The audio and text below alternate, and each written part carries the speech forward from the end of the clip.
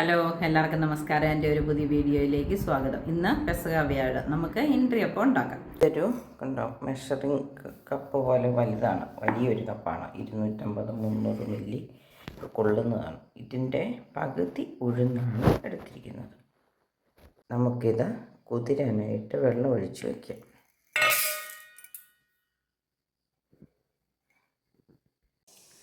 ഇന്ന് പെസഹായല്ലേ, പെസഹ വ്യാഴം. നമുക്ക് ഇൻട്രിയപ്പം ഉണ്ടാക്കണം. അപ്പോൾ അതിനായിട്ട് ഇൻട്രിയപ്പം ഉണ്ടാക്കാൻ നമുക്ക് പെട്ടെന്നുണ്ടാക്കി രാവിലത്തെ കഞ്ഞിയും കറിയൊക്കെ. അപ്പോൾ രാവിലെ തന്നെ ഇലയൊക്കെ വെട്ടി വെയിലത്തിട്ട് അതിൻ്റെ എല്ലാ തയ്യാറെടുപ്പുകളും കഴിഞ്ഞിട്ടാണ് അപ്പം ഉണ്ടാക്കുന്നത്. ഉണ്ടാക്കാൻ തുടങ്ങിയ പെട്ടെന്നുണ്ടാക്കും.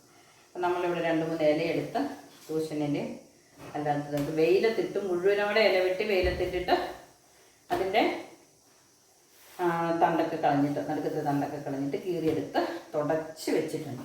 ഇനി നമുക്ക് അതിൻ്റെ ബാക്കി കാര്യങ്ങളിലേക്ക്. അതുപോലെ അടുപ്പിൽ തീ കത്തിച്ച് ഇഡ്ഡലി പാത്രവും പുറത്ത് മുറ്റത്ത് വെച്ചിട്ടുണ്ട്.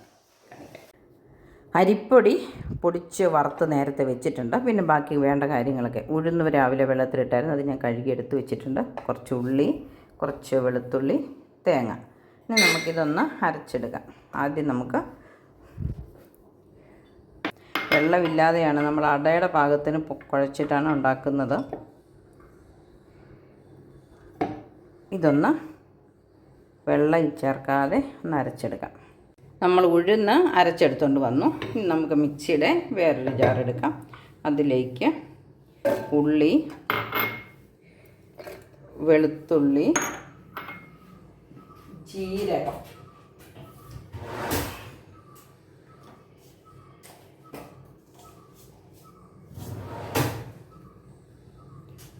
ജീരകം, ഒരു 1/2 ടീസ്പൂൺ ജീരകം, ഇത്രയും ചേർത്തിട്ടുണ്ട്. ഒരു 10-20 ചുമന്നുള്ളി ഉണ്ട്, ഒരു 5-6 വെളുത്തുള്ളി ഉണ്ട്, ഒരു 1/2 ടീസ്പൂൺ ജീരകമുണ്ട്. ഇതൊന്ന് അരച്ചെടുത്തിട്ട് ഇതിൻ്റെ ഒപ്പം ഇട്ട് നമുക്ക് തേങ്ങയും കൂടെ അരച്ചെടുക്കണം. അടുപ്പത്ത് ഈ ചെരുവത്തിൽ 1 കപ്പ് വെള്ളം വെച്ചിട്ടുണ്ട്. ഉപ്പ് ഇട്ട് കൊടുത്തിട്ടുണ്ട്. തിളച്ച് വരുമ്പോഴത്തേനും നമുക്ക് തേങ്ങ അരച്ചെടുത്തുകൊണ്ട് വരാം. ഒരല്പം മിസ്സായി പോയിട്ടോ വീഡിയോ. ജീരകവും ഉള്ളിയും വെളുത്തുള്ളിയും കൂടെ നമ്മൾ അരച്ചെടുത്തു. അത് കഴിഞ്ഞിട്ട് നമുക്ക് തേങ്ങ ചേർത്തിട്ടൊന്ന് കറക്കിയെടുക്കാം. തേങ്ങ അരയണ്ട, ചുമ്മാ ഒന്ന് ഒതുക്കിയെടുത്താൽ മതി.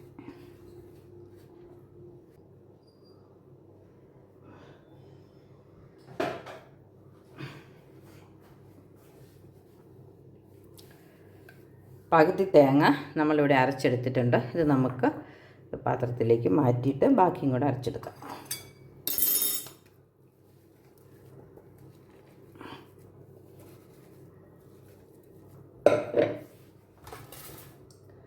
തേങ്ങ അരഞ്ഞത് കണ്ടോ, അത്രയും അരഞ്ഞാൽ മതി.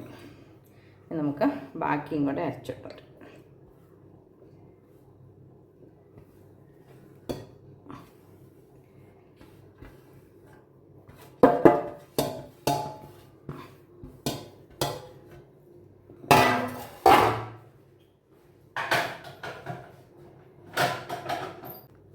തേങ്ങ ഇതിന് ഒരു പാത്രമുണ്ട്. അപ്പം നമുക്ക് തേങ്ങയും അരിപ്പൊടിയും ഒപ്പം വേണം, എന്നെങ്കിലേ ഇൻട്രിയപ്പം വേകുള്ളൂ, അല്ലെങ്കിൽ ഇൻട്രിയപ്പത്തിന് ടേസ്റ്റ് കാണുള്ളൂ.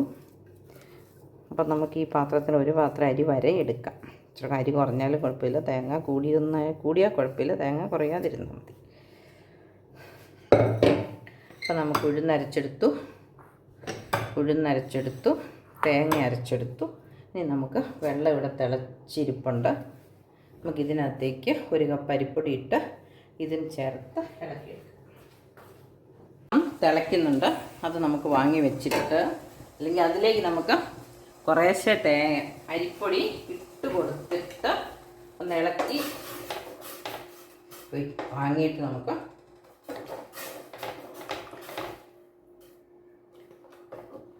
നന്നായി വാട്ടിക്കുഴച്ചാൽ നമുക്ക് പെട്ടെന്ന് വെന്ത് കിട്ടുള്ളൂ.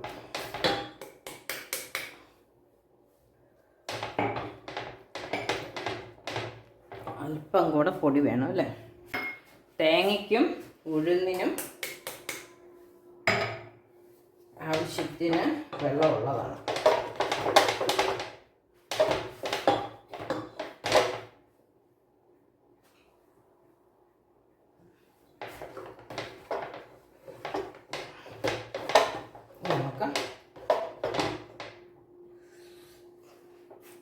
തണുത്ത തേങ്ങയും ഉഴുന്നുമല്ലേ തീ കെടുത്തി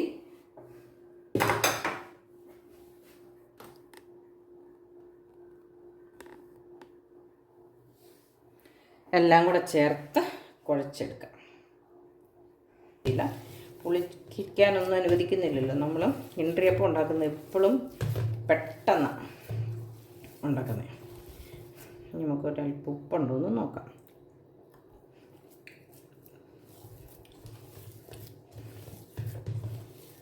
കുഴച്ച് കഴിഞ്ഞ് ഇനി നമുക്ക് പ്രാർത്ഥിച്ചിട്ട് ഉണ്ടാക്കാൻ തുടങ്ങാം.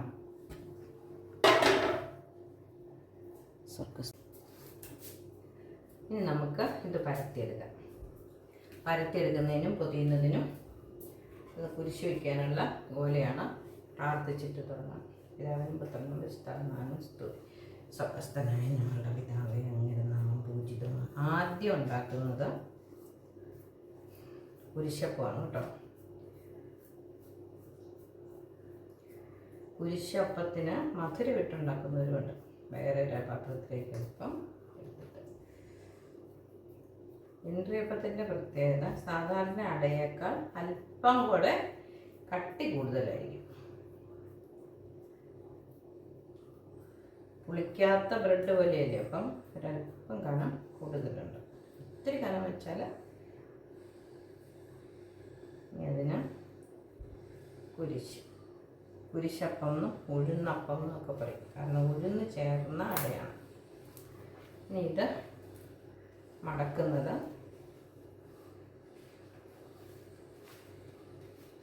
അത്രയും അല്പം വേണ്ടത് ഒരല്പം വെച്ചത്.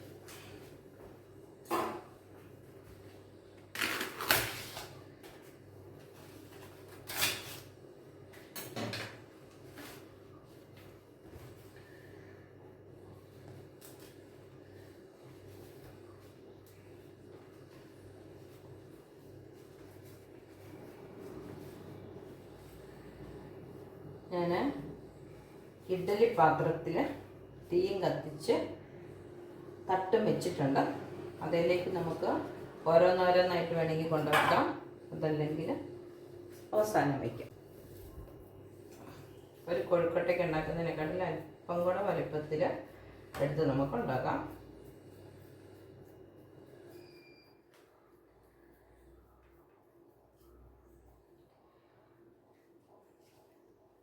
മടക്കുന്നത് കണ്ടോ, കോണിച്ചാണ് മടക്കുന്നത്. ഇതാണ് ഇൻട്രിയപ്പം മടക്കുന്നതിൻ്റെ പ്രത്യേകത. ഇല കീറിപ്പോകാതിരിക്കാനാണ് നമ്മൾ വെയിലത്തിട്ട് വാട്ടിയത്. എന്നിട്ട് ഒരല്പമൊക്കെ കീറിപ്പോയി. ഇത് നമുക്കൊരു കുരിശപ്പം ആദ്യം ഇതിനകത്ത് വെച്ചിട്ട് ഈ വാഴയിലയുടെ 2 തണ്ട് കാറ്റ് കയറാൻ എളുപ്പത്തിൽ വെച്ചിട്ട് അതിൻ്റെ മുകളിലേക്ക് നമ്മൾ ഒരു ഇൻട്രിയപ്പം വയ്ക്കുന്നു. ഇപ്പം കുറച്ച് പൊക്കമായി. ഇനി ചെരിച്ച് ഏതെങ്കിലും വശത്തോട്ടൊക്കെ ഒരെണ്ണം കൂടെ വയ്ക്കാം. അത് നമുക്ക് മൂടി വെച്ച് വേവിക്കാം. ഇനി ഞാൻ മുറ്റത്തെ വിറകടുപ്പിൽ തീ കത്തിച്ചിട്ടുണ്ട്. അവിടെ കൊണ്ടുപോയി വെച്ച് ഇത് നമുക്ക് വേവിച്ചെടുക്കാം. കണ്ട, ഇനി നമുക്ക് ബാക്കി കൂടെ പെറുക്കി വെക്കാം.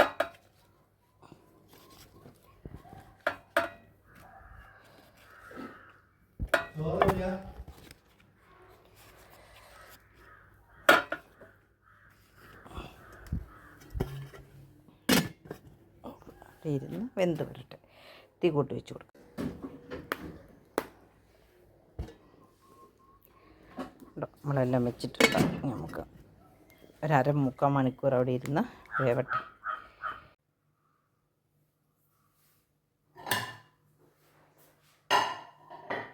നമ്മുടെ ഇൻട്രിയപ്പം വെന്തിട്ടുണ്ട്. തീ ഓഫാക്കി. ഇത് കണ്ടോ, ഈ വശവും നല്ല ഇല നന്നായിട്ട് 2 വശം വെന്തിട്ടുണ്ടെന്ന്. ഇനി കുരിശപ്പം അവിടെ ഇരിക്കട്ടെ. ഇതിപ്പം നമുക്കെടുത്ത് ഒന്ന് നോക്കാം.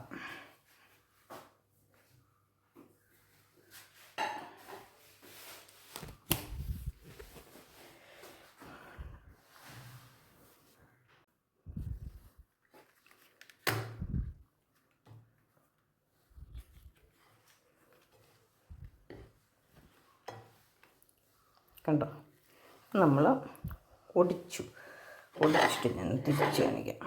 കണ്ടോ, ഒടിച്ചപ്പം കണ്ട ആകാശം നന്നായിട്ട് വെന്തിട്ടുണ്ട്. അപ്പോൾ നമ്മുടെ ഇന്നത്തെ കൊല്ലത്തെ എൻട്രിയപ്പം പുഴുങ്ങൽ പൂർത്തിയായി.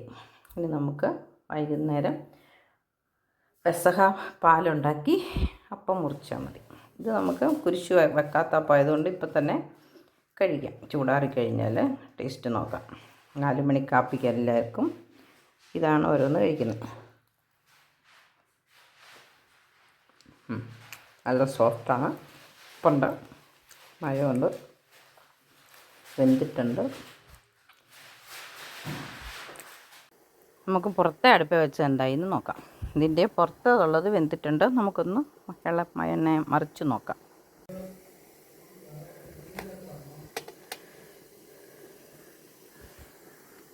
വെന്തിട്ടുണ്ട്. ഇനി നമുക്ക് തീ കുറച്ച് വെക്കാം. തീ മാറ്റി വെക്കാം, കുറച്ച് പറ്റിയുള്ളൂ. വിറക് നമ്മൾ വെള്ളത്തിൽ നിന്ന് മുക്കിക്കൊണ്ട് വെച്ചിട്ടുണ്ട്. നമുക്ക് നാളെ ഉപയോഗിക്കാമല്ലോ. ഇനി അത് വാങ്ങി വെക്കേണ്ട കാര്യമില്ല, അടുപ്പിൽ തന്നെ അവിടെ ഇരുന്നോളും. വെള്ളം ചൂടാറാതെ ഇരുന്നോട്ടെ. എല്ലാവരും എൻട്രിയപ്പം ഉണ്ടാക്കുന്നത് കണ്ടില്ലേ? ട്രൈ ചെയ്യണം കേട്ടോ. നമുക്ക് അടുത്ത വർഷം ട്രൈ ചെയ്യാമല്ലോ. പാതി നോമ്പിനും പെസഹ വ്യാഴാഴ്ചയും ആണ്ടിൽ 2 ദിവസമാണ് നമ്മൾ എൻട്രിയപ്പം ഉണ്ടാക്കുന്നത്. അപ്പോൾ അടുത്ത വർഷത്തേന് നമ്മൾ മറന്നു പോകാതെ എല്ലാവരും ഈ വീഡിയോ ഒക്കെ കണ്ട് പഠിച്ച് ഓർത്തിരുന്ന് ഉണ്ടാക്കണം കേട്ടോ. അപ്പോൾ എല്ലാവർക്കും പെസഹ വ്യാഴാഴ്ചയുടെ ആശംസകളും പ്രാർത്ഥനകളും. എല്ലാവരെയും ദൈവം അനുഗ്രഹിക്കട്ടെ. ദുഃഖവെള്ളിയുടെ ദുഃഖശനിയും കഴിഞ്ഞ് ഒരു പ്രത്യാശ നിർഭരമായൊരു ഈസ്റ്ററിനെ നമുക്ക് വരവേൽക്കാം. അതിനുവേണ്ടി പ്രാർത്ഥനയോടെ ഇരിക്കാം. എല്ലാവർക്കും ഒരിക്കൽ കൂടെ പെസഹയുടെയും ഉയർപ്പിൻ്റെയും ആശംസകൾ. മറ്റൊരു പുതിയ വീഡിയോ ആയിട്ട് വരുന്നവരെ ബൈ.